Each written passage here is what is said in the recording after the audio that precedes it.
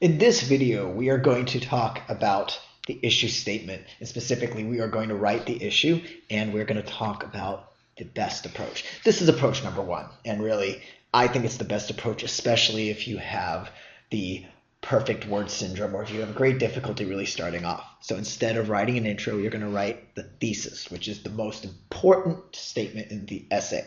So that's going to be the first thing you start with. You're going to move on to the body, then the conclusion, and then perhaps a little bit counterintuitively, you're actually going to finish with the intro. But once you have all these parts, it's easy to write this part. And so you will find yourself sitting there trying to find that perfect word and wasting 20 minutes on the intro.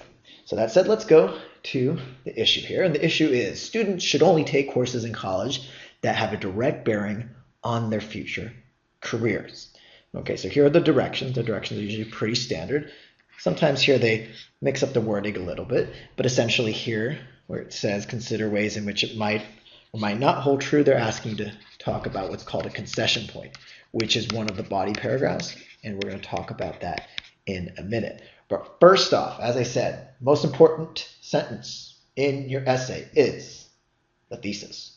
So what makes a good thesis? Well, here are 3 points, and we're going to actually use these 3 points from keep the thesis short and sweet, choose a side, and of course, most important sentence. We're going to keep these in mind, not necessarily 3 so much because we've already said that, but really these 2 when evaluating a thesis. So thesis number 1, a college curriculum should be developed with the goal in mind of designing a course around the career a student may pursue after graduation, as it will be more relevant and could sometimes lead to a successful outcome. Okay, first thing, is the thesis short and sweet?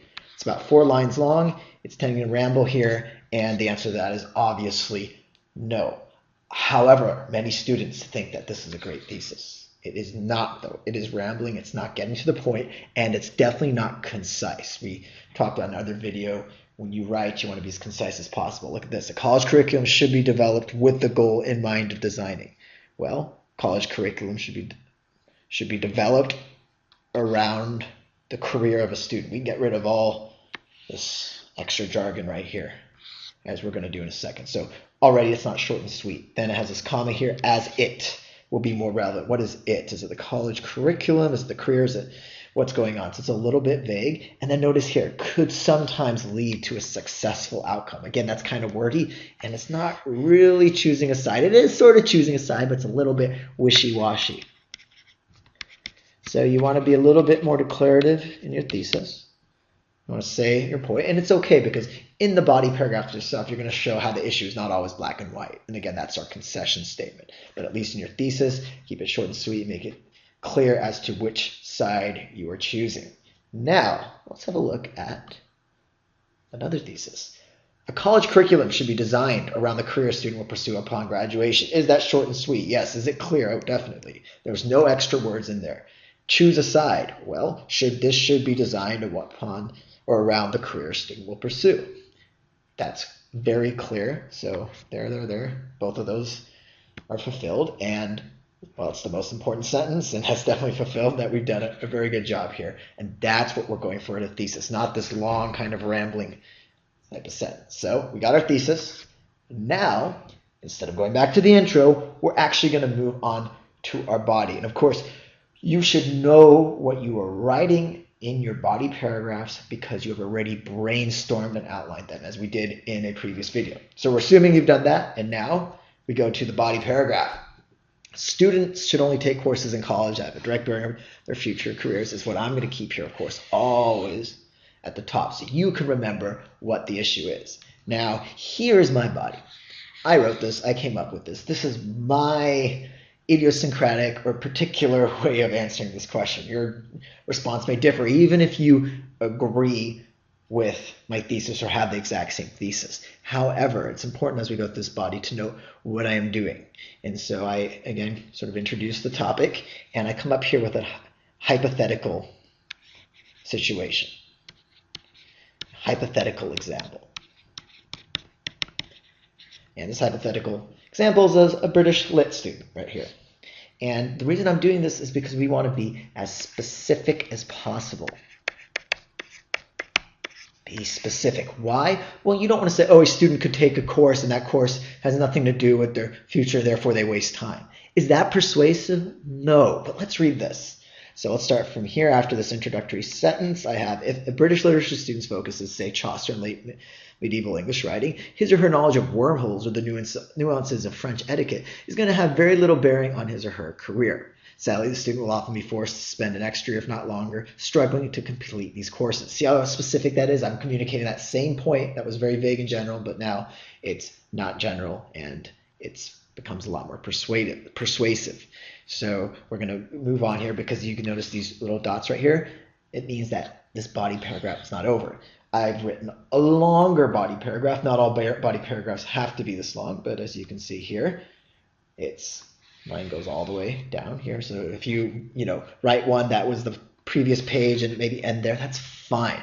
The thing is, you're trying to be specific and you're trying to be persuasive and you're trying to have logical flow. Speaking of logical flow, notice the words I used. Meanwhile, there's transition. That student's goal of writing a dissertation, becoming an expert in the field, becomes ever more distant. So you're giving reasons why it's bad to force someone to take courses outside of their field of study. In the end, notice again another logical flow, transition. It is not unheard for a student to graduate and take some job unrelated to literature just to cover the cost of an extra year of tuition.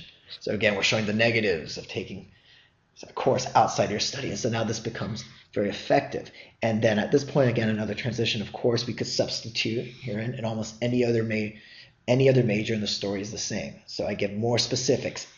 Anything here from concert pianist, struggling with statistics, scientist who, oh look, has to take a British literature requirement. I'm giving, again, specific, and I'm making it not just a British literature student, but all majors. Therefore, again, I'm making this persuasive. And then finally, I have a nice concluding sentence. And this is important. When you end your body paragraph, whether it's your first body paragraph in the case here, second or third, it has to have its own mini conclusion, a sense of finality.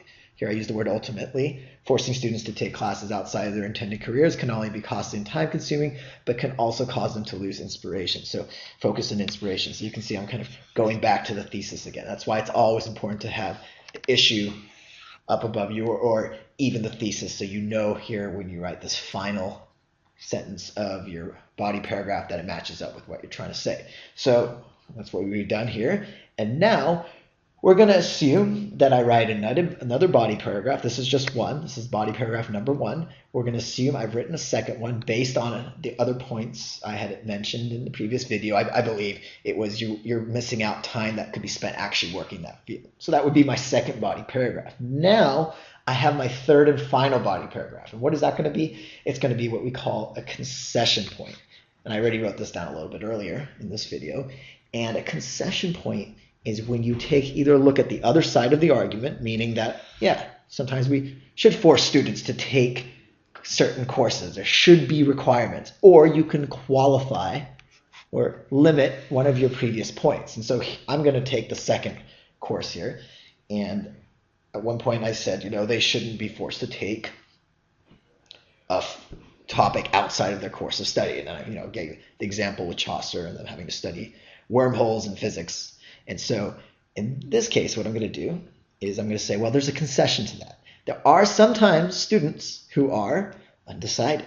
And these undecided students, well, they should explore different fields of study. So you can see I'm qualifying my first body paragraph, and that's fine. In fact, this is exactly what the GRE wants you to do. They want you to think on both sides of the issue. They don't want you to be completely black and white. They want you to see a little bit of that gray area in the middle. This shows analytical, critical thinking, and that's something you'll definitely need for grad school. So make sure you do this. Remember, this also matches up with the language and the direction. So if you don't put in this concession point, it definitely diminishes your overall score. So again, the concession point is the third body paragraph.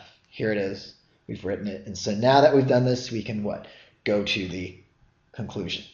So again, we have the issue at the top, and this is great because we know what our thesis is. We're simply going to restate thesis, cover, maybe bring in a point or two from the body, but mainly restate your thesis. And this is key. Do not introduce new information. Don't say, oh, I have all these other new ideas I didn't think about. I'm going to talk about a student who is not able to pay student loans. And then, no, that time is over for that. We have finished our body paragraph. So we're simply wrapping it all up. That's all we're doing here. So you can see in this case, we have here Colleges today have become a ritual in which students forced of their time are required to take courses outside of their area of expertise. So it's kind of summarizing, giving us a very big picture. And then here we're restating the thesis. The cost of the system is not only wasted years for students in lecture halls, but also less time working in their respective fields. So there's restatement of thesis. And then finally, and you don't always have to do this, but this is a good parting thought. Kind of leave the reader with something to ponder. By depriving society of a motivated workforce, even if for 1 year, colleges may be doing society more harm than good. So again, I am very general. And so what I tell people about the conclusion is it's not that important. It can even be one sentence. This could have been my conclusion right here. The cost of the current college system is not only waste years for students in lecture halls, but also less time working in their respective fields. Period. It's not the best, but again, they're not looking so much at your conclusion. They're looking at your body paragraphs and how you reason. But if you do have enough time, a nice 3-sentence conclusion like this is perfect. Do not write more. This is as long as any conclusion really has to be. Okay, so we're thinking, oh, okay, we're fine. We're finished. We've done the conclusion. But remember, in this approach, we started with the thesis. So we still get to write our introduction, but that's not a bad thing because now it can flow together. We know what we're going to say. We've already written the essay. And so this is, of course, our thesis statement here in the highlighted part. And so you only have to write this part now. And I've started off with a general statement. So it's always good to introduce topic as your very first sentence of your introduction. Introduce the topic. And then from the end of that sentence to the thesis, you should, which is over here, you should transition. And oftentimes the transition doesn't have to be this long. It can simply be one sentence, maybe up to here. But I added a little bit more. And by the time I get to this point right here, right before my thesis, it should flow logically. So now we get to this point where you're ready for my thesis. I've introduced the topic, I've built it up, and now I'm going to tell you what I think. And that's how you want to approach this essay versus looking at a blank page and thinking, wow, what am I going to write here? I don't know, because you know what? It's hard sometimes, and it's not the most important part of your essay. That's right here, and then going to the body and backing up this thesis statement is what's key. So that's method number 1.